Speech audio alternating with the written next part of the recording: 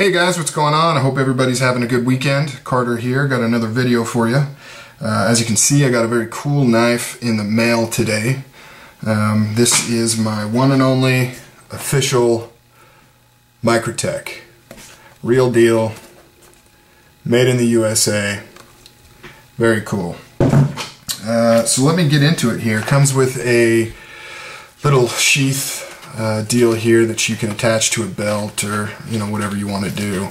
It's pretty decent. I mean, it's nothing too amazing. Got a little patch there. Now let's get right to the knife. This is the Ultratech Tanto with a bead blast finish. Took me a long time to decide which would be my first Microtech. It was pretty set in stone that it was going to be an Ultratech, just due to the pricing point on the Ultratechs. Being my first Ultratech, or my first Microtech, I didn't want to go too crazy with it in case it turns out that it was all just hype and they're really not that great. So I figured I'd test the waters and pick one of these up, see if I wanted to get involved in some more serious Microtech collecting. I debated between the stonewash finish and the bead blast. Ended up with the bead blast, obviously.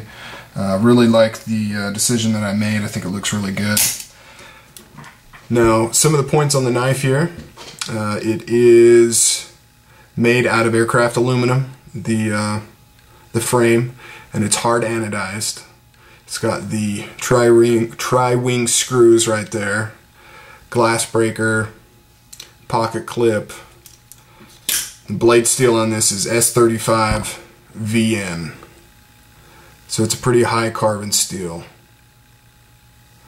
Now, as far as the action on here, it's very nice, very smooth, especially coming out. The button is pretty stiff, which I've heard a lot of on the Microtechs. But if you watched my video on how these double actions out the fronts work, really the stiffness with the button, or slider if you want to call it that, really relates to the spring tension. So you can't have a double action out the front fire hard and have an easy to manipulate button as well. It's one or the other. If you want a super easy button, then the spring's tension's not going to be as high and it's not going to come out and retract as strongly. So it is what it is. But very impressed with the fit and finish on this. Very nice. The anodizing is kind of a flagship for a quality out the front as opposed to a Chinese knockoff. And I'll be doing a video on comparing this to a Chinese knockoff. Oh, by the way, blade play, very minimal.